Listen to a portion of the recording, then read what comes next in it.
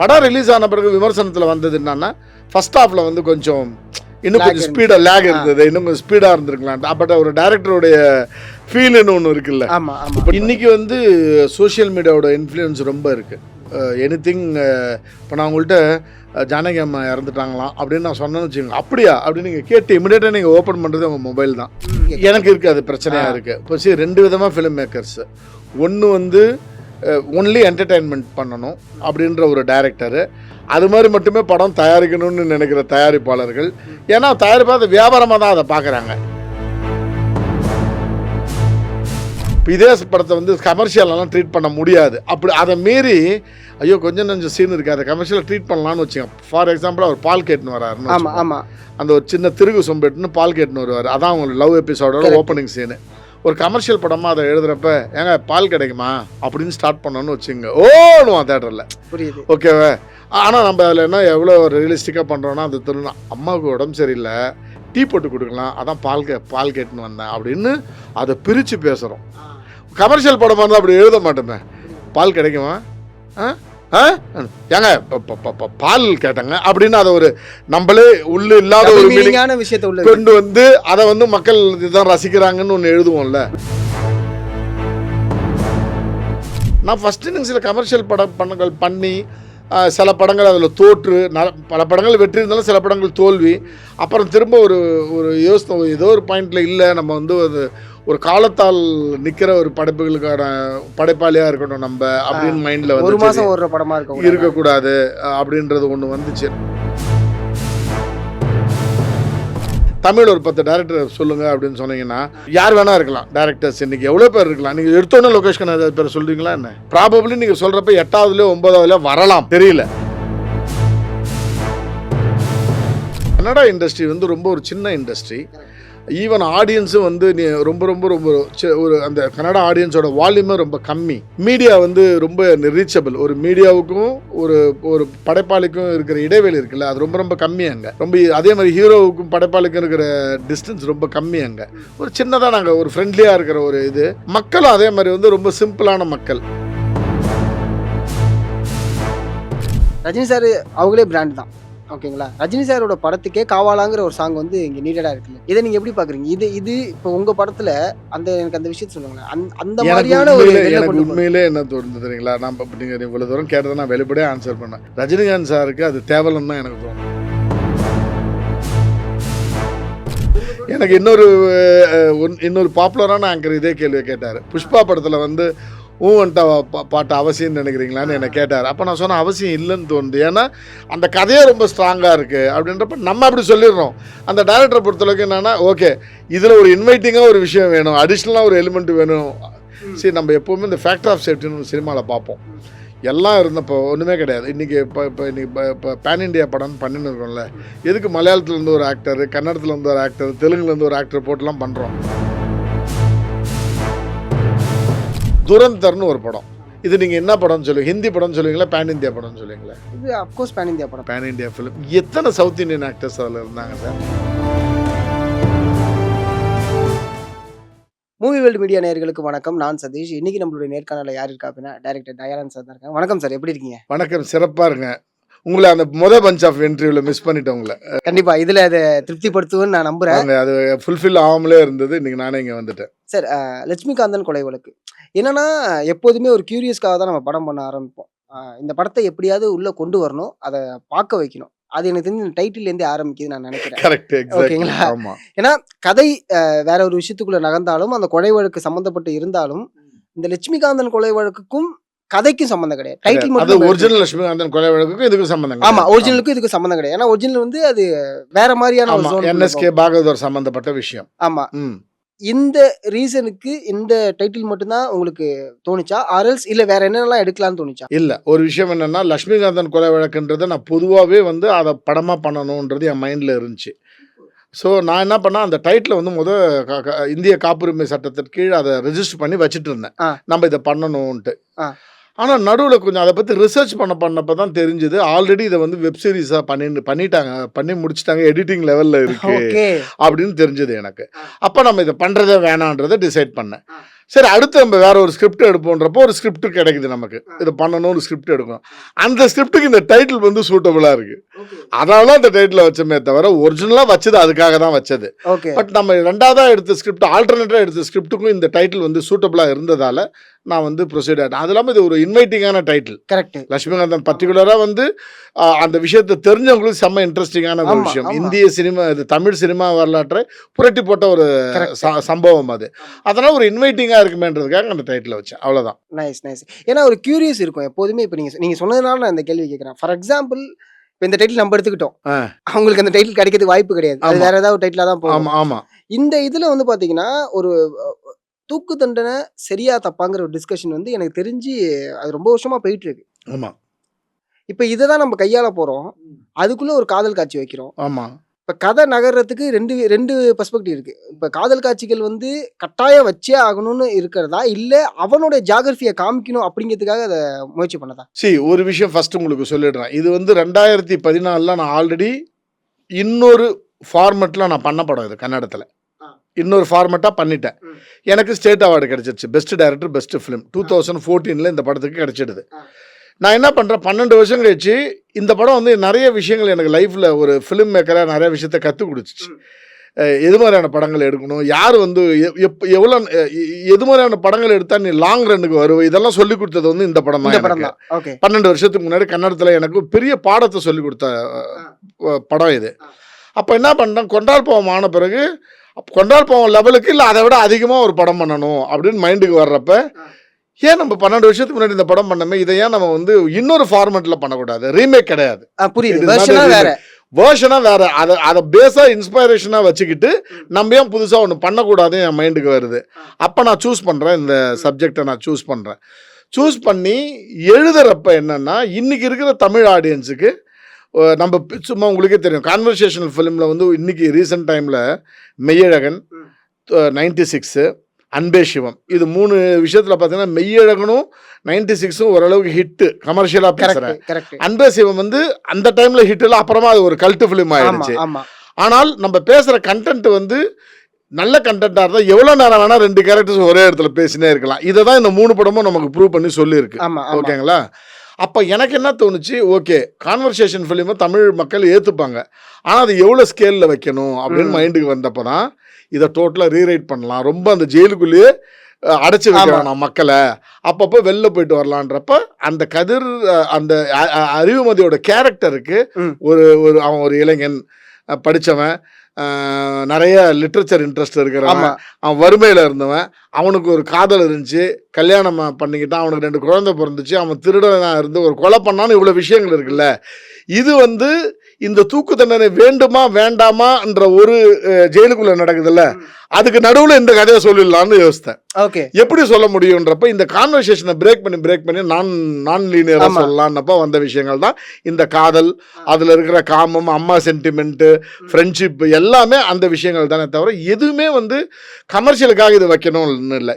இந்த தூக்கு தண்டனை வேண்டுமா வேண்டாமான்ற கான்வர்சேஷனுக்கு நடுவில் அவன் கதையை சொல்லினே போடலாம் பேரலா. ஓகே, ஸோ தட் அந்த சஸ்பென்ஸ் லாஸ்ட் ஃப்ரேம் வரைக்கும் இருக்கும் அப்படின்றது தான் பர்பஸ். நைஸ், அவ்வளோதான். ஆக்சுவலாக நீங்கள் சொன்ன விஷயத்தில் மேபி இதை பிளான் பண்ணீங்களான்னு தெரியல, இதில் ஒரு இன்ட்ரெஸ்டிங்கான ஒரு ஃபேக்ட் இருக்குது. என்ன அப்படின்னா, ஓகே உங்களை நான் தூக்கில் போட போகிறேன், ஆனால் உங்கள் மேலே எனக்கு கொஞ்சம் இறக்கம் வரணுமே, எப்படி வரும்? அப்போ நான் யார், எனக்குள்ள என்னுடைய வாழ்வியல் என்னவா இருக்கு, அதை தெரிஞ்சினாதான் ஐயோ தூக்கில் போட போகிறாங்க அப்படின்னு ஒரு உங்களுக்கு அவன் அந்த கேரக்டர் மேலே உங்களுக்கு பரிதாபம் ஏற்படும். Correct correct. ஆமா, எடுத்த உடனே வராது அந்த பரிதாபம். ஆமா, தூக்கில போட்டாங்க. அப்படியே சொல்ல ஒரு பக்கம் இவன் சொல்றது நியாயமோ, இவன் பேசுறது நியாயமோன்னு அவன் பக்கம் நீங்க அப்படியே இன்க்ளைன் ஆவீங்க தெரியுமா. அதுதான் படத்தோட திரைக்கதை. அந்த கேரக்டர் பேசப்ப டேய் கொலை பண்ணிட்டு நம்ம பேசினு இருக்கு அப்படின்னு ஒரு ஃபீல் வரக்கூடாது அவனுக்கு. அதை விட்டுட்டு அவன் மேல ஐயோ பாவண்டா அந்த பையன், இவன் பேசுறதுலாம் கரெக்டு தான் இல்லை அப்படின்னு உங்களுக்கு தோணணும் ஆடியன்ஸுக்கு. அதனாலதான் அந்த கிராஜுவலா அந்த கதையும் கூட சொல்லணும் வரும். ஓகே ஓகே, வந்து ரொம்ப சிம்பிளுங்க. எடுத்தவன் முதல் ஃப்ரேம்லயே சொல்லிடுறோம், ஒருத்தனை கொலை பண்ணிட்டு இவன் ஜெயிலுக்கு வந்திருக்கான், இவனை தூக்கில போட போறாங்கன்னு சொல்லிட்டோம். இவன் யாரு, எப்படி எந்த குடும்ப சூழ்நிலை வளர்ந்தான், இவனுக்கு என்னென்னலாம் ஆச்சு, எப்படி திருடனானா, எப்படி கொலைகாரனானான்றத கதையை சொல்லிட்டு எதுக்காக கொலை பண்ணான்றதுதான் ஒரு அருமையான மேட்ரு, கிளைமேக்ஸ். அது வந்து மனசை உழுக்கிற ஒரு விஷயமா அமைஞ்சு போச்சு, அவ்வளவுதான். ஸோ ஒரு சின்ன கதை எவ்வளவு இன்ட்ரெஸ்டிங்கா திரைக்கதையில சொல்ல முடியும்ன்ற ஒரு யுக்தி தான் அது. Okay okay. ஆனால் இன்னொரு விஷயம் இருக்குல்ல, இப்போ எழுதும்போது லீனியரா எழுதிட்டு அதுக்கப்புறம் நான் லீனியரா உள்ள இன்செர்ட் பண்ணி இல்ல நான் லீனியரா கதையை மாத்துற விஷயங்கள்லாம் உண்டு. ஆமா, இந்த கதை எழுதும் போதே நான் லீனியரா தான் எழுதுனதா இல்ல லீனியரா எழுதிட்டு அதுக்கப்புறம் இல்ல? நான் உங்களுக்கு ஒரு விஷயம் சொன்னேன் இல்லைங்களா, நான் வந்து கன்னடத்துல இது ஒரு ஃபார்மேட்ல பண்ணிட்டேன்ட்டு அங்க பண்ணப்ப கம்ப்ளீட்டா பாத்தீங்கன்னா இட்ஸ் a கான்வர்சேஷன், வெளியில இருக்கவே இருக்காது. Okay okay. கன்னட மக்கள் அது பயங்கரமா ரசிப்பாங்க. பிகாஸ் அவங்க வந்து இந்த லிட்ரேச்சர் தியேட்டர்ல இருந்து வந்தவங்க, இலக்கிய நாடகம் இருக்குல்ல, அதை பார்த்து வளர்ந்த ஒரு கிரௌடு கன்னட ஆடியன்ஸ். அவங்களுக்கு நாடகத்தனமா என்ன சொன்னாலும் பிடிக்கும், அது எவ்வளவு நேரம் சொன்னாலும் பிடிக்கும் அவங்களுக்கு. அது இல்லாமல் அடிப்படையில் இது ஒரு கன்னட நாடகம். ஸோ நான் என்ன பண்ணேன், அங்கே வந்து அப்படி சொன்னேன். ஆனால் தமிழ் ஆடியன்ஸுக்கு அவ்வளோ நேரம் 80 நிமிஷம் 2 பேரும் ஒரே இடத்துல நின்று பேச இது பண்ணுவாங்களான்றப்ப அங்கே இருந்த கதை இருக்குல்ல, அந்த கதையில் எப்படி வந்து இந்த விஷயங்களை வந்து நம்ம வெளியில் போய் சொல்ல முடியும்னு ஒரு விஷயத்தை கொண்டு வந்தோம்ல, அந்த வெளில கொண்டு வந்த விஷயம் வந்து கான்வர்சேஷனாக இருந்தது தான் வெளில போச்சே தவிர, நான் வந்து அதுக்கு ஒரு கதை இதுக்கு ஒரு கதை எழுதிட்டு ரெண்டுத்தையும் நான் எடிட்டிங்கில் ஷஃபில் பண்ணலை. எழுதுறப்பவே இது வரைக்கும் இங்கே காமிப்போம், இந்த இடத்துல இந்த விஷயத்த சொல்லுவோம் அப்படின்னு எழுதுனேன். அப்படி பிளான் பண்ண, it was well planned. Okay okay okay. இன்னொரு விஷயம் இருக்கு. இப்போ என்னன்னா, ஓகே ஃபர்ஸ்ட் இங்கே வந்து டைட்டிலில் ஒரு இன்வைட், இந்த இந்த இந்த டைட்டிலுக்காக என்னப்பா இந்த கதையை பற்றி பேச வராங்களா அப்படின்னு உள்ள வரதுக்கு.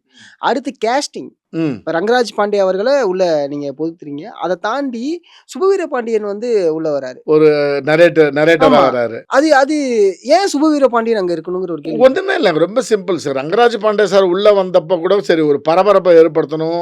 எந்த அளவுக்கு ரங்கராஜ் பாண்டே சார் உள்ள வந்தா பாசிட்டிவ் விஷயங்கள் நடக்குமோ அதே அளவுக்கு நெகட்டிவாகவும் ஆகுன்றது எனக்கும் தெரியும். கரெக்ட். நம்ம ஒரு ஜேர்னலிஸ்டாக உங்களுக்கே தெரியும், அவர் மேல இருக்கிற அந்த இடதுசாரி வலதுசாரி பார்வைகள் என்ன இருக்கோ அது எல்லாமே சினிமாவை அஃபெக்ட் பண்ணுன்றது கூட எனக்கு தெரியும்.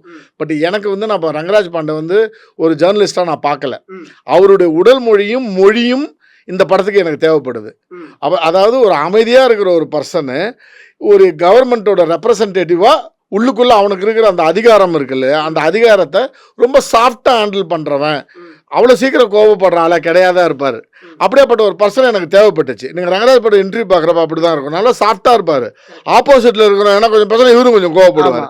இதுதான் எனக்கு கேரக்டராகவே தேவைப்பட்டுச்சு. அதனால தான் நான் ரங்கராஜ் பாண்டே சாரை அதுக்குள்ளே கொண்டு வந்தேன். நான் காஸ்டிங்கில் அது கொண்டு வந்த ரீசன் அதுதானே தவிர மற்றபடி வந்து எனக்கு வந்து வேற எந்த இன்டென்ஷனும் கிடையாது. It is very very clear that he was very much suitable to the character. Okay okay done. அடுத்து சுபவீர பாண்டியன். அதான் கரெக்ட். அந்த விஷயம் என்னன்னா, எண்டில் வந்து ஒரு நோன் ஃபிகர் வந்து இதை நரேட் பண்ணணும். ஓகே, அங்கே கூட பாருங்க. அப்போ நான் யோசித்தப்போ ஒரு பொலிட்டிஷியன் யாராவது ஒருத்தவங்க இதை பற்றி ஏற்கனவே போராட்டம் பண்ணவங்க யாராவது பேசினா நல்லா இருக்கும்னப்போ சுபவீர பாண்டியன் இதுக்கு எதிராக நிறையா விஷயங்கள் பேசியிருக்காரு, தூக்கு தண்டனைக்கு எதிராக பேசியிருக்காரு. ஆனால் சுபவீர பாண்டியன் தூக்கு தண்டனை தப்புன்னு வந்து சொல்லக்கூடாது, அது வந்து என்னுடைய பர்பஸும் கிடையாது. எப்போவுமே நான் ஒரு விஷயத்தை நம்புறேன்னா, ஒரு படைப்பாளி வந்து தன்னுடைய எண்ணங்களை வந்து எழுதலாமே தவிர திணிக்கக்கூடாது. ஸோ சுபவீர பாண்டியன் வந்துட்டு தூக்கு தண்டனை வந்து தப்பு அப்படின்னு சொல்கிறதுக்கு நான் அவரை கூப்பிடல. தப்பு ரைட்டுன்றது இந்த படம் பேசுதுன்னு சொல்கிறதுக்கு வந்து எனக்கு ஒரு நோன் ஃபிகர் தேவைப்பட்டுச்சு, ஒரு ஆக்டிவிஸ்ட் தேவைப்பட்டார். அதனால நான் சுபவீர பாண்டியன் சாரை கூப்பிட்டேன். கரெக்ட். மேபி இப்போ மேபி அந்த இடத்துல சுபவீர பாண்டியன் இல்லை, வேற யாராவது ஒருத்தவங்க இருந்தாங்கன்னா பார்க்குறப்ப எப்படி இருக்குன்னா, அவருடைய ஐடியாலஜிக்கு நான் ஒரு ஸ்க்ரீன் பிளே ஒன்று பண்ணி ஆகணும், அவரோட ஐடியாலஜியை நான் சொல்லி ஆகணும். இப்போ இவருங்கும் போது ஐடியாலஜியா தெரிய ஆரம்பிச்சிடும். அஃப்கோர்ஸ் சுபவீர பாண்டியன் என்ன பண்ணியிருக்காரு, அவர் என்னென்ன விஷயங்கள் பண்ணியிருக்காரு, அதான் சொல்லுவாங்கல்ல, நல்லவர்னு காமிக்கிறது சசிகுமாரை போட்டா போதும். ஸோ அந்த ஒரு பெர்ஸ்பெக்டிவ் தான். ஆமா, நைஸ். படம் எடுத்து முடிச்ச உடனே ஒரு திருப்தி ஒன்று வந்திருக்கும்ல. ஆமா. அந்த படம் இந்த படத்துல உங்களுக்கு ஏதாவது குறைகளோ இல்ல இன்னும் பெட்டரா பண்ணிருக்கலாம் அப்படிங்கிற மாதிரி? இல்ல, ஒரு விஷயம் என்னன்னா, படம் எடுத்து முடிச்சு ஒரு எடிட் இது டப்பிங் ஆகி ஒரு எடிட் பண்ணுவோம். எடிட் பண்ணி ட்ரிம் பண்ணி மியூசிக் டைரக்டருக்கு அனுப்புவோம்ல, அந்த ஸ்டைல் நம்மளுடைய காஸ்ட் அண்ட் க்ரூவில் க்ரூ காமிப்போம். ஒரு கோர் க்ரூ யார் இருப்பாங்களோ அவங்களுக்கு காமிப்போம், டீமுக்கு காமிப்போம். டீமுக்கு காமிக்கிறப்போ ஒரு 2-3 சஜஷன் வந்துச்சு, அதெல்லாம் இம்ப்ளிமெண்ட் பண்ணேன். இது வேணாம், இது வேணும், இது கொஞ்சம் எக்ஸ்ட்ரா இருந்தால் நல்லாயிருக்கும், அடிஷன் டெலிஷன்ஸ் எல்லாம் சொல்லுவாங்க பொதுவாக. அதில் உங்களுக்கு எது சரின்னு படுதோ அதை பண்ணுவீங்க. பண்ணி முடித்த பிறகு மியூசிக் இல்லாமலே எனக்கு ரொம்ப திருப்தியை கொடுத்துச்சு படம். எல்லாத்தையோட எப்போவுமே நான் என்ன யோசிப்பேன்னா, எனக்கு ஒரு ப்ரொடியூசர் இருக்கார் இல்லைங்களா, அவருக்கு ஒரு பவுன் ஸ்கிரிப்ட் கொடுத்துருப்போம். அவர் அதை படிச்சுட்டு, என்னுடைய ப்ரொடியூசர்ஸ் அட்லீஸ்ட் நான் ரொம்ப ஸ்ட்ரிக்டாக சொல்லிவிடுவேன், ஸ்கிரிப்டை படிச்சுட்டு என்னை வந்து நீங்கள் ப்ரொடக்ஷனுக்குள்ளே வாங்க, அப்போ தான் உங்களுக்கு தெரியும், இல்லாட்டினா எவ்ரிதிங் நான் உங்களுக்கு எக்ஸ்பிளைன் பண்ண வேண்டியிருக்குன்றதை சொல்லுவேன். ஸோ என் ப்ரொடியூசர் வந்து பவுன் ஸ்கிரிப்டை படிச்சுட்டு வந்து படமாக அவர் பார்த்தாரு. மியூசிக் பண்ணுறதுக்கு முன்னாடி பார்த்துட்டப்போ he was very happy. Sir நீங்கள் என்ன எனக்கு ஸ்கிரிப்ட் கொடுத்தீங்களோ அதை கொண்டு வந்திருக்கீங்க சார், எதுவுமே எடுக்காதீங்க சார்ன்னு சொன்னார். நைஸ். அவர் சொன்னார். இப்போ ஆனால் எனக்கு என்னன்னா சில சில சில ஸ்கேலு சில இதெல்லாம் தேவைப்பட்டுச்சு வச்சேன். படம் ரிலீஸ் ஆன பிறகு விமர்சனத்தில் வந்தது என்னன்னா, ஃபர்ஸ்ட் ஹாஃபில் வந்து கொஞ்சம் இன்னும் கொஞ்சம் ஸ்பீடாக லேக் இருந்தது, இன்னும் கொஞ்சம் ஸ்பீடாக இருந்திருக்கலான்ட்டு. பட் ஒரு டேரக்டருடைய ஃபீல்னு ஒன்று இருக்குல்ல. இப்போ நீங்கள் ஒரு கேட்ட கேள்விக்கு ஒரு 4 லைன்லையும் பதில் சொல்லலாம், 8 லைன்லையும் பதில் சொல்லலாம், பதில் சொல்லாமல் ஒரே லைனில் கூட சொல்லலாம். இப்போ சுபவீரபாண்டியனை பற்றி கேட்டீங்க, எதுக்கு சுபவீரபாண்டியன்? இல்லை, எனக்கு அங்கே ஒரு ஆக்டிவிஸ்ட் தேவைப்பட்டார், முடிஞ்சு. பட் நான் என்ன பதில் சொன்னேன்னா, இல்லை ஒரு இதை வந்து ஏற்கனவே இந்த விஷயங்களை பற்றி அவர் பேசியிருக்கார், விதம் தானே. ஸோ நான் சொல்கிற விதம்க்கு வந்து அந்த அந்த ஸ்கேலுக்கு எனக்கு அந்த லேகு தேவைப்பட்டுச்சு. அதான் அவங்கவுங்களுடைய கஷ்டம் அதுன்னு வைங்களேன். உங்கள் மொழியை நான் எப்படி விமர்சனம் பண்ணி என்ன இப்படி கேள்வி கேட்குறாரு இவர், இதனை எப்படி கேட்டிருக்கலாமே நான் சொன்னால் அவங்களுக்கு தோணும்ல, இது என்னுடைய மொழிங்க இதுன்னு தானே நீங்கள் சொல்லுவீங்க. ஸோ என்னுடைய திரைக்கதை மொழி அது லேக்னு ஃபீல் கொஞ்சம் மொதல் 25-30 நிமிஷம் லேக்னு ஃபீல் பண்ணியிருக்காங்க. அது நிறையா கொஞ்சம் கிராஸ் செக்ஷனாக வருது. அது என்னால் நான் வந்து அதை தப்புன்னு சொல்ல மாட்டேன், அவங்களுக்கு ஃபீல் ஆகுது அவங்க சொல்கிறாங்க. பட் எனக்குன்னு சில விஷயங்கள் இருக்குது, என் எமோஷன் நான் கன்வே பண்ணணும்னா நான் அந்த டியூரேஷன் வச்சே தீரணும். ஒரு காதலை சொல்கிறப்போ, ஒரு பொண்ணுக்கிட்ட ஒரு காதலை சொல்கிறேன்ல, அப்போ கூட யூனிட்லி ஒரு டைம் தேவைப்படுது இல்லை. நான் வந்து கரெக்டாக இன்றைக்கி எப்படின்னா 20 செகண்டில் லவ்வை சொல்லிவிடுவோம் நான் போகிறோம். அப்போ நான் சப்போஸ் உங்கள் ஃப்ரெண்டுக்கிட்ட போய் சொல்கிறப்ப கூட, மச்சான் ஒரு 1/2 மணி நேரம் பேசுனதில்ல, ஈஸியாக கன்வே பண்ணிட்டேனான்னு சொன்னால் கூட, இதுக்கு எதுக்குள்ள 1/2 மணி நேரம் ஆச்சு, டக்குன்னு ஐ லவ்னு சொல்லிட்டு வர வேண்டியதுன்னு சொன்னால் அது அவனுடைய விதம். 1/2 மணி நேரம் எடுத்து பொறுமையாக சொல்கிறது இவனுடைய விதம். ஸோ இந்த எக்ஸ்பிரஸ் பண்ணுற விதம் மாறுற வரைக்கும் இந்த லேகு ஸ்பீடுன்றதெல்லாம் இருக்கும். அதை நம்ம வந்து தப்புன்னு குறை சொல்ல முடியாது. பட் ஒவ்வொரு திரைக்கதை நரேட்டிவ் லாங்குவேஜ்னு சொல்லுவோம்ல, அது மாறும், ஒன்றும் பண்ண முடியாது. மற்றபடி எனக்கு திருப்தி கொடுத்துச்சு, அதை தான் சொல்ல வரேன். புரியுது. அந்த விமர்சனத்துக்கு நடுவில் அந்த திருப்தி எனக்கு கொடுத்துருச்சு. சந்தோஷம். ஏன்னா ஒரு படம் எடுக்கும் போதுமே 2 விஷயம் இருக்கும். ஒரு படம் சரியா அதாவது லேண்ட் ஆகலைன்னா தான் அந்த படம் வந்து எப்போதுமே வந்து ஒரு பட்ஜெட்டை போட்டு நம்ம நீ செம்ம மொக்க படம் எடுக்க போறோம் அப்படின்னு நம்ம படம் எடுக்கிறது இல்லை. ஓகேங்களா? லேண்ட் ஆகிறது சில விஷயங்கள் மாறலாம், அந்த சீசனோ இல்லை ஆடியன்ஸோட மனநிலையோ அப்பப்போ மாறி இருக்கும். ஸோ அந்த மாதிரியான விஷயங்கள் நடக்கும். அதனால தான் அதை முன்னாடி நான் கேட்டேன். நான் என்னன்னா, இப்போ இருக்கக்கூடிய இந்த டிஜிட்டலைஸ்டு ஜென்ரேஷன்ல வேர்ல்டு ஒரு சினிமாவை இங்க ப்ரொமோட் பண்றதுக்கு, சினிமாவை வெளில காமிக்கிறது, நான் இந்த படம் பண்ணியிருக்கேன் இதை நீங்க பாருங்க அப்படின்னு வெளில காமிக்கிறதுக்கான ஒரு முயற்சின்னு ஒன்று இருக்குல்ல. ஆமா. அஸ் அ டைரக்டரா நீங்க அதை எப்படி பாக்குறீங்க? இப்போ இருக்கிறது இன்னைக்கு வந்து சோசியல் மீடியாவோட இன்ஃப்ளூயன்ஸ் ரொம்ப இருக்கு. எனிதிங் இப்போ நான் உங்கள்கிட்ட ஜானகி அம்மா இறந்துட்டாங்களாம் அப்படின்னு நான் சொன்னேன்னு வச்சுக்கோங்க, அப்படியா அப்படின்னு நீங்கள் கேட்டு இமிடியேட்டாக நீங்கள் ஓப்பன் பண்ணுறது உங்கள் மொபைல் தான். போயிட்டு கூகுளில் போயிட்டு எஸ் ஜானகி சிங்கர் அப்படின்னு போட்டால் டக்குன்னு. ஸோ இன்னைக்கு உங்களுக்கான தேடல் வந்து முன்ன புக்கு இருந்தது, இல்லை அப்பாட்ட போய்ட்டு அப்பா இது மாதிரி ஒரு விஷயம்ப்பா நீங்கள் சொல்லுங்கப்பா, இப்போ எதுவுமே தேவையில்லை உங்களுக்கு, எல்லாமே மொபைலில் கிடைச்சிடுது. ஸோ இன்னைக்கு 90% ஆஃப் த பப்ளிசிட்டி நடக்கிறது வந்து சோஷியல் மீடியா. அந்த social medias is in the hands of youth in the shape of mobile. So அதனால சோஷியல் மீடியா அந்த மாறுதல் என்ன இருக்கோ அதை நம்ம ஒத்துக்கினே தீரணும், வேற வழியே கிடையாது. இந்த மாறுதல்கள் இப்போ நம்ம எப்படி வந்து செல்லுலாய்ட்லேருந்து டிஜிட்டலில் ஒத்துக்கிட்டோமோ அதே மாதிரி இந்த மாறுதலையும் ஒத்துன்னு தீரணும். நம்ம வந்து இதுக்கு அடாப்ட் பண்ணிக்கணும், நம்ம குறை சொல்லின்னு உட்கார்ந்து இருக்க முடியாது. கன்வென்ஷனல் பப்ளிசிட்டி என்ன இருக்கோ அது இல்லாமல் இது வந்து அதிகமாக பண்ண வேண்டிய ஒரு சூழ்நிலை தான் நம்ம இருக்கிறோம் ஆக்சுவலாக. ஓகே, இல்லை நான் 2 விதமாகவும் கேட்குறேன். ஒன்று, ரைட்டிங்காகவே இதை நம்ம மெனக்கடலை. இப்போ உதாரணத்துக்கு சொல்ல போனால், நீங்கள் ஸ்டேட் அவார்ட்ஸ் வாங்கியிருக்கீங்க கர்நாடகா. ஆமாம், கன்னட படங்கள் பண்ணி அங்கே ஸ்டேட் அவார்ட்ஸும் அங்கே பெஸ்ட்டு டைரக்டர் அவார்டும் இத்தனை விஷயங்கள் வாங்கி இங்கே தமிழில் வரீங்க, கொன்றால் பாவம்ங்கிற படம் பண்ணுறீங்க, அடுத்து வந்து மாருதி நகர் போலீஸ் ஸ்டேஷன் பண்ணுறீங்க, அடுத்து வந்து லட்சுமிகாந்தன் கொலை வழக்கு பண்ணுறீங்க. இப்போ என்னோட கேள்வி எங்கே வந்து நிற்கிதுன்னா, ஒரு படம் வெளில வரணும் அப்படின்னா இப்போ அதை ரைட்டிங்காகவே இல்லை இவங்களுக்கு பிடிக்கிற மாதிரியான நான் சில சீன்ஸை உள்ளே வைக்கணும், நான் சில பாடல்களை உள்ளே வைக்கணும், இந்த இடத்துல ஒரு ஆக்ட்ரஸை உள்ளே வச்சே ஆகணும், எனக்கு அது தேவை, இந்த கதை என்ன சொல்ல போனாலும் ஒரு சின்ன கிம்மிக் எனக்கு தேவை, அந்த மெனக்கடலும் அதுக்கு ஒரு பிரச்சனையாகவுமே உங்களுக்கு இருக்கா? எனக்கு இருக்கு, அது பிரச்சனையாக இருக்குது. இப்போ சரி, 2 விதமாக ஃபிலிம் மேக்கர்ஸ். ஒன்று வந்து ஒன்லி என்டர்டெயின்மெண்ட் பண்ணணும் அப்படின்ற ஒரு டைரக்டரு, அது மாதிரி மட்டுமே படம் தயாரிக்கணும்னு நினைக்கிற தயாரிப்பாளர்கள். ஏன்னா தயாரிப்பாக அதை வியாபாரமாக தான் அதை பார்க்குறாங்க. இந்த மாதிரி படம் எடுத்தால் ஓடும், ஒரு ஒரு ஜட்ஜ்மெண்ட் தானே.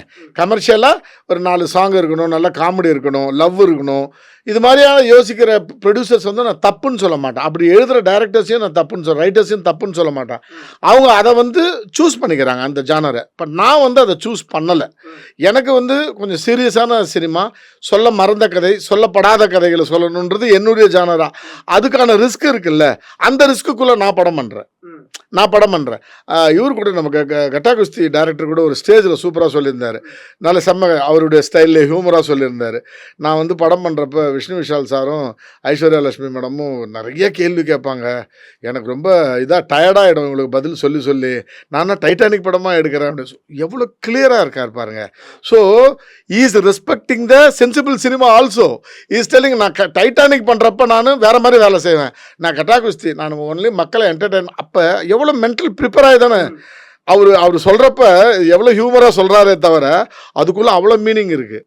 ஒரு கட்டாகஸ்தியான படத்துக்கு பெரிய மெனக்கடல் தேவையில்லை. இந்த சென்ஸ் அவர் என்னென்னா எது எதுனாலும் மக்கள் பார்த்துருவாங்கன்ற மீனிங்கில் சொல்லலை. ஜாலியாக ஒன்று அவங்களுக்கு கொடுப்போம். அதுக்கு வந்து லாஜிக் கீஜிக் பார்க்க தேவையில்லை. ஃபார் எக்ஸாம்பிள் அந்த கோர்ட்டு சீன் நம்ம கட்டாகஸ்தியில் பார்த்தா அங்கே என்ஜாய் பண்ணிட்டு போயிடுமே தவிர வெளில வர்றப்ப கோர்ட்டில் இப்படிலாம் நடக்குமான்னு நம்மளுக்கே தோணும். பட் அவர் அதெல்லாம் பார்க்கல. அந்த டைமில் அவங்க என்டர்டெயின் ஆகுறாங்களான்னு பார்க்குறாருல்ல. அது ஒரு கேட்டகரி ஆஃப் டைரக்டர்ஸ், தப்பே கிடையாது. இந்த அதர் கேட்டகரிஸ் என் சைடில் இருக்கிறவங்க பேரலல் சினிமா. அதாவது நான் வந்து 3வது கேட்டகரி ஒருத்தவங்க இருக்காங்க. பியூர்லி நம்ம ஒரு காம்ப்ரமைஸே ஆகாமல் பாட்டுக்கிட்டலாம் இல்லாமல் ரொம்ப ஆர்ட் ஃபார்ம், வீடு மாதிரி பாலமேந்திரா சார் படம் பண்ணார்ல வீடு, அது மாதிரி படம் பண்ணுறவங்க. டூலெட்டு செழியன் சார் மாதிரி நம்ம காலம் சென்ற செழியன் சார் படம் பண்ண மாதிரியான படங்கள் பண்ணுறதுக்கு இருக்காங்க. நானும் அந்த ஃபார்மேட் கிடையாது. நான் I will categorise myself as a parallel film maker where ரொம்ப ஒரு சென்சிட்டிவான ஒரு கண்டென்ட்டை எடுத்துன்னு வந்து சின்னதாக ஒரு என்கேஜிங்கான எலிமெண்ட்ஸ் லைக் ஒரு சாங்கு, ஒரு சின்னதாக ஒரு லவுடர் டோனில் நரேஷன் கொடுத்தா வந்து மக்களுக்கு வந்து ரொம்ப ஆர்ட் ஃபிலிம் மாதிரி இல்லாமல் ரொம்ப கமர்ஷியல் மாதிரி இல்லாமல் ஒரு இன்பிட்வீன் ஒன்று இருக்கும்ல. அது வந்து விச் இஸ் வெரி பாப்புலர் இன் கன்னடா. ஆக்சுவலாக அந்த சவுத் இந்தியாவை பொறுத்த வரைக்கும் அந்த கல்ச்சரை கொண்டு வந்ததே கன்னடா தான். பிகாஸ் புட்டணக்கடங்கள் படங்களாகட்டும் இல்லை சித்தலிங்கா படங்கள் ஆகட்டும், இவங்கெல்லாம் தான் வந்து இதுக்கெல்லாம் குருமார் முன்னோடிகள். ஆக்சுவலாக நான் சித்தலிங்கன்னு சொல்றது நம்ம அதர்வாவோட தாத்தா முரளி சாரோட அப்பா. அவர் வந்து பயங்கரமாக பேரலல் சினிமா பண்ணிட்டார் அந்த காலத்திலேயே. ஆனால் அவங்க அதனால தான் இன்னைக்கு வரைக்கும் கன்னடத்தில் டைரக்டர்ஸ் பேர் சொல்கிறப்ப நம்ம அந்த 2 பேரை தான் திரும்ப திரும்ப சொல்லணும் இருக்கோம். புட்டணங்கள்லாம் சித்தலிங்க எதுக்கு சொல்லணும் இருக்கோம்? அவங்க கமர்ஷியல் படமே பண்ணல. டு பி ஹானஸ்ட் ஒரு கமர்ஷியல் படமும் பண்ணல. எல்லாம் அவர் இங்கே தான் சித்தலிங்க வந்து இங்கே தான் வந்து கமர்ஷியல் படம் பண்ணாரே தவிர தமிழில் முரளி சார் இன்ட்ரடியூஸ் பண்ணுறப்ப புதியவன் அது இதெல்லாம் பண்ணாரே தவிர அங்கே பண்ணதெல்லாம் பேரலல் சினிமா தான் பண்ணார் அவர். ஸோ அந்த பேரலல் சினிமான்றது வந்து ஈவன் வெகுஜன மக்களையும் இந்த பக்கம் ஆர்டிஸ்டிக் சினிமா நம்பர் பார்க்குறவங்களையும் கொண்டு வந்து ஒரு பாயிண்ட்ல சேர்க்குன்ற ஒரு நம்பிக்கை தான் எனக்கு. அதனால நான் அந்த கேட்டகரி டைரக்டரா தான் என்ன பார்க்குறேன் நான். ஓகே, ரைட்டிங்ல அது மெனக்கடலா இருக்கிறது மெனக்கடல் இல்லை, தாட் ப்ராசஸ் தானே. நம்மளுக்கு அதை தாண்டி யோசிக்கவும் முடியாம கூட இருக்கலாம்ல. இப்போ நம்ம யோசிக்கிறது அந்த ஸ்டைலாக இருக்கும். ஃபார் எக்ஸாம்பிள் ஒன்றுமே கிடையாது, ரொம்ப சிம்பிள். நீங்கள் படம் பார்த்தீங்க லட்சுமிகாந்தன் கொலை வழக்கு. இப்போ இதே படத்தை வந்து கமர்ஷியலெலாம் ட்ரீட் பண்ண முடியாது. அப்படி அதை மீறி ஐயோ கொஞ்சம் சீன் இருக்குது, அதை கமர்ஷியலாக ட்ரீட் பண்ணலான்னு வச்சுக்கோங்க. ஃபார் எக்ஸாம்பிள் அவர் பால் கேட்டுன்னு வராருன்னு, அந்த ஒரு சின்ன திருகு சொம்பெட்டுன்னு பால் கேட்டுன்னு வருவார். அதான் அவங்களுக்கு லவ் எபிசோடோட ஓப்பனிங் சீனு. ஒரு கமர்ஷியல் படமாக அதை எழுதுறப்ப ஏங்க பால் கிடைக்குமா அப்படின்னு ஸ்டார்ட் பண்ணோன்னு வச்சுங்க, ஓடுவான் தேட்டரில். ஓகேவா? ஆனால் நம்ம அதில் என்ன எவ்வளோ ரியலிஸ்டிக்காக பண்ணுறோன்னா, அது திருநா அம்மாவுக்கு உடம்பு சரியில்லை, டீ போட்டு கொடுக்கலாம், அதான் பால் கேட்டுன்னு வந்தேன் அப்படின்னு அதை பிரித்து பேசுகிறோம். கமர்ஷியல் படமாக இருந்தால் அப்படி எழுத மாட்டோமே. பால் கிடைக்குமா, ஏங்க பால் கேட்டாங்க அப்படின்னு அதை ஒரு நம்மளே உள்ள இல்லாத ஒரு விஷயத்தை கொண்டு வந்து அதை வந்து மக்கள் இதுதான் ரசிக்கிறாங்கன்னு ஒன்று எழுதுவோம்ல. அது அதில் இதில் லவ் சொல்கிறப்ப இங்கேருந்து எதாவது திருடுன்னு போயிட்டீங்களா என்ன அப்படின்னு சொல்லி அவள் கேட்பா. உடனே இவர் சொல்லுவார் தேடிப்பார் தெரியும்னு சொல்லுவார். இந்த இப்படத்துக்கான ரியலிஸ்டிக்கான விஷயம். பட் கமர்ஷியலாக நம்ம ட்ரீட் பண்ணுறப்ப அப்படி யோசித்து பார்ப்போம்ல, அப்படி யோசிக்க மாட்டோம்ல. புதுசாக ஒரு விஷயம் நாளைக்கு வரலாமா பால் வாங்க அப்படின்னு ஒன்று யோசிப்போம்ல. இதுதானே ரைட்டிங்ல டிஃபரன்ஸ். இந்த டிஃபரன்ஸ் வந்து உங்களுக்கு எழுத வந்துருச்சுன்னா நீங்கள் 2 இடத்துலையும் ஆளுவீங்க. எழுத வராது. இப்போ எனக்கு வந்து என்னால் எழுத முடியும் கமர்ஷியலாக. ஏன்னா என்னோட ஃபர்ஸ்ட் இன்னிங்ஸ் முழுசும் நான் கமர்ஷியல் படம் தான் பண்ணேன். அதுலேயும் நிறைய எக்ஸ்பெரிமெண்ட் கதைகள் தான். பட் ஒரு 6-7 படம் நான் கமர்ஷியல் படம் தான் பண்ணியிருக்கேன். அது சக்ஸஸாகவும் ஆனது. பாபர் ரசிகா, ரம்யா கிருஷ்ணா மேடம் வச்சுக்கிட்டு சர்க்கஸ்னு ஒரு படம், இது எல்லாமே சக்ஸஸ்ஃபுல்லாக. திருடா திருடி நான் தான் ரீமேக் பண்ணேன் கன்னடத்தில். ஆமாம், நான் தான் அது ரீமேக் எப்படி இருந்துச்சு அந்த எக்ஸ்பீரியன்ஸ் எப்படி இருந்துச்சு? செம்ம எக்ஸ்பீரியன்ஸ் அது. எனக்கு வந்து திருடா திருடி வந்து பெருசாக பிடிச்ச படம் கிடையாது. ஆனால் எதுக்காக தெரியுங்களா டைரக்ட் பண்ணேன் நான், என்னடா இப்படி ஒரு படம் இருக்குது, இவ்வளோ என்டர்டெயின் ஆகி ஒரு இண்டஸ்ட்ரியில் இவ்வளோ பெரிய ஹிட் ஆகிருக்கு. ப்ரொடியூசர் வந்து ராக்லைன் வெங்கடேஷ் சார், சவுத் இந்தியாவில் one of the biggest producer. நான் என்னோட பிகினிங் ஆஃப் மை கரியர் அது. அப்போ நான் என்ன பண்ணுறேன், ஓகே இந்த படத்தை நம்ம ரீமேக் பண்ணலாம். ஒரு நமக்கு பார்த்துட்டு நான் விஷுவலாக எனக்கு அந்த படம் அவ்வளோவா பிடிக்காது. கண்டென்ட்டாக என்டர்டெயின்மெண்ட்டாக இருக்க, விஷுவலாக எனக்கு அவ்வளோவா பிடிக்காது. நான் அதை அழகாக விஷுவல் படுத்தி, இன்ஃபேக்ட் சுப்பிரமணிய சிவா ஒரு வாட்டி படம் பார்த்துட்டு, ஒரிஜினல் டேரக்டர் இல்லையா சுப்பிரமணிய, ஒரு நல்ல நண்பர் எனக்கு, படம் பார்த்துட்டு என்ன சார் பயங்கரமாக இருக்குது விஷுவல்லாம் அப்படின்னு சொல்லி. ஸோ நமக்கு அது என்னெல்லாம் அதை செம்மைப்படுத்த முடியுமோ அதை பண்ணி நம்ம எடுக்கிறோம், அவ்வளோதானே தவிர நான் ஃபஸ்ட் இன்னிங்ஸில் கமர்ஷியல் படங்கள் பண்ணி சில படங்கள் அதில் தோற்று, பல படங்கள் வெற்றி இருந்தாலும் சில படங்கள் தோல்வி, அப்புறம் திரும்ப ஒரு யோசனை ஏதோ ஒரு பாயிண்டில் இல்லை நம்ம வந்து ஒரு காலத்தால் நிற்கிற ஒரு படைப்புகளுக்கான படைப்பாளியாக இருக்கணும் நம்ம அப்படின்னு மைண்டில் வந்து ஒரு மாதம் ஒரு படமாக இருக்கக்கூடாது அப்படின்றது ஒன்று வந்துச்சு. நம்ம பேரை சொல்ல வேணாம், எவ்வளோ கமர்ஷியல் டைரக்டர்ஸ் இப்போ நீங்கள் தமிழ் ஒரு 10 டைரக்டர் சொல்லுங்கள் அப்படின்னு சொன்னீங்கன்னா, நீங்கள் பாலச்சந்திரையோ பாரதிராஜாவோ இல்லை மகேந்திரன் சாரையோ ஸ்ரீதர் சாரையோ விட்டுட்டு நீங்கள் சொல்ல முடியாது. இன்றைக்கி நீங்கள் லோகேஷ் கனகராஜ் இருக்கலாம், யார் வேணா இருக்கலாம் டைரக்டர்ஸ், இன்றைக்கி எவ்வளோ பேர் இருக்கலாம். நீங்கள் எடுத்தோன்னே லோகேஷ் கனகராஜ் பேர் சொல்கிறீங்களா என்ன? ப்ராபப்ளி நீங்கள் சொல்கிறப்ப 8வதுலையோ 9வதுலையோ வரலாம், தெரியல. அதர்வைஸ் நீங்கள் எங்கேருந்து ஸ்டார்ட் பண்ணுவீங்கன்னா சிவி ஸ்ரீதர் அப்படி தானே ஸ்டார்ட் பண்ண முடியும். ஆரம்பமே அங்கேருந்து ஆரம்பிப்போம். இல்லை கேஎஸ் கோபாலகிருஷ்ணன் ரொம்ப எமோஷனலாக பேசுகிறதா அது மாதிரி, இல்லை பீம் சிங் கிட்ட இருந்து ஆரம்பிப்போம். நீங்கள் தமிழ் இல்லை நான் சொல்கிறேன், ஒரு பேச்சுக்கு சொல்கிறேன், ஒரு கிளாஸாக ஒரு ஸ்டாண்டர்டான படம் கொடுத்த 10 பேர் சொல்லுவீங்கன்னா நீங்கள் எடுத்தோன்னு லோகேஷ் கனகராஜ் பேரையோ இல்லை வேற யார் பேரையோ, செல்வராகவன் சார் கூட நல்ல படங்கள் கொடுத்துருக்காரு, அவர் பேர் நம்ம சொல்லிடுவோமா? நான் எடுத்தோட அதுக்கு முன்னாடி நிறைய பேர் அதுக்கு முன்னாடி இருப்பாங்களா, அவங்க தான் செல்வராகவன் சார் பேரை சொல்கிறதுக்கு ப்ராபபிளி இன்னொரு 20 வருஷம் வச்சு சொல்லுவாங்கன்னு நினைக்கிறேன், தெரியல. பட் எனக்கு அது மாதிரி ஒரு இயக்குனராக இருக்கணும் அப்படின்னு தோணுச்சு. அதுக்கு நான் இப்போ கன்னடத்தில் எனக்கு அந்த பேர் இருக்கு. அதுதான் என்னுடைய இப்போ நான் ஏன் தயாள் அவர்கள்ட்ட இத்தனை கேள்விகளை ஏன் நான் வச்சுக்கிட்டே இருக்கேன் அப்படின்னா, இப்போ நீங்கள் சொன்னீங்களே கன்னடாவில் எனக்கு அந்த பேர் இருக்கு, தமிழில் 3 படம் பண்ணியாச்சு.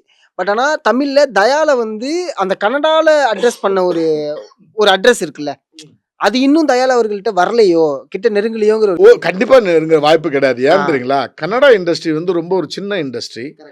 ஈவன் ஆடியன்ஸும் வந்து ரொம்ப ரொம்ப ரொம்ப ஒரு அந்த கன்னடா ஆடியன்ஸோட வால்யூமே ரொம்ப கம்மி. மீடியா வந்து ரொம்ப ரீச்சபிள். ஒரு மீடியாவுக்கும் ஒரு படைப்பாளிக்கும் இருக்கிற இடைவெளி இருக்குல்ல, அது ரொம்ப ரொம்ப கம்மி அங்கே. ரொம்ப அதே மாதிரி ஹீரோவுக்கும் படைப்பாளிக்கும் இருக்கிற டிஸ்டன்ஸ் ரொம்ப கம்மி அங்கே. ஒரு சின்னதாக நாங்கள் ஒரு ஃப்ரெண்ட்லியாக இருக்கிற ஒரு இது. மக்களும் அதே மாதிரி வந்து ரொம்ப சிம்பிளான மக்கள்.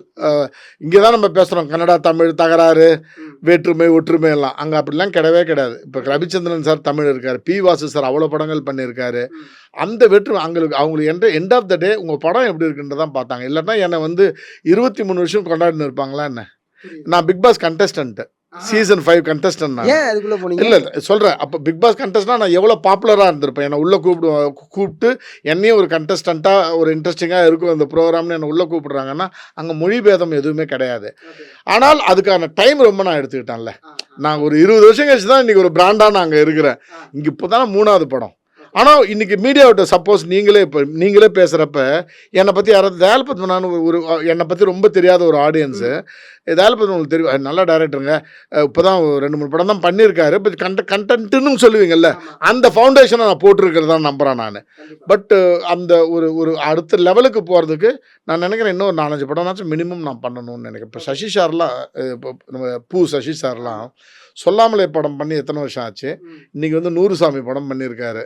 ஆனால் சசி சார் மேலே ஒரு ரெஸ்பெக்ட் அப்படியே தானே கண்டினியூ ஆகிருக்கு. அந்த ரெஸ்பெக்ட் வேணும்னு நினைக்கிறேன் நான் ஒரு பாலச்சந்தர் லெவலுக்கு இப்போ மகேந்திரன் லெவலுக்கு பேருக்கு எடுக்காட்டினாலும் ஒரு சசி சார் லெவலுக்குனாச்சும் எனக்கு வந்து ஒரு நேம் இருக்கணும் அப்படின்னு நினைக்கிறேன். அமீர்கார ஒரு நேம், அந்த நேம் இருக்கணும்னு நினைக்கிறேன், அந்த மரியாதை வேணும்னு நினைக்கிறேன். அமீர் அவர்கள்லாம் படம் பண்ணி ரொம்ப, ஆனால் கூட இந்த மரியாதை கம்மியாச்சு. அமீர் சார் அந்த ஒரு நேம் வந்துனே இருக்குல்ல, ஏன்னா அந்த ஒரு படைப்பு தானே, அதை அவ்வளோ அழகாக கொடுத்துட்டாரு. நடுவில் 2-3 தவறுகள் பண்ணியிருந்தா கூட உங்களுக்கு அந்த தவறை விட அவருடைய நிறைவு என்ன இருந்துச்சா தானே தெரியும். அந்த மாதிரியான ஒரு படைப்பாளியாக இருக்கணும்னு நான் நம்புகிறேன். அதற்கு டைம் ஆகும், but I am ready to. ஆனால் இங்கே தமிழ் ஓகே, இப்போ கன்னடாவில் வந்து வெரைட்டிஸ் ஆஃப் படங்களை நீங்கள் கொடுத்துட்டீங்க ஃபிலிம்ஸ், ஓகே. பட் ஆனால் தமிழில் இன்வெஸ்டிகேஷன் மர்டர் அந்த ஜோன்லேயே இருக்கு. ஏன் மூணுத்துக்குமே சொல்றேன் நான். ஆமா. கொன்றால் போவோம் வந்து ஆமா ரீமேக் தான். ஆமா பட் ஆனா அது என்ன அது ரெண்டுமே கிரைம் த்ரில்லர். கொண்டால் ஆமா. போவோம், மாருதி நகர் போலீஸ் ரெண்டுமே கிரைம் த்ரில்லர். ஆமா இது வந்து பாத்தீங்கன்னா ஒரு டிபேட், ஆமா ஒரு பொலிட்டிக்கல் கிரைம் ட்ராமா இது. கரெக்ட். ஆனா அந்த போலீஸ் ஸ்டேஷனை சுத்தி நடக்கிற ஒரு இருக்கு விஷயம் இருக்குல்ல. இருக்கு இருக்கு நான் அதை ஒத்துக்கிறேன்.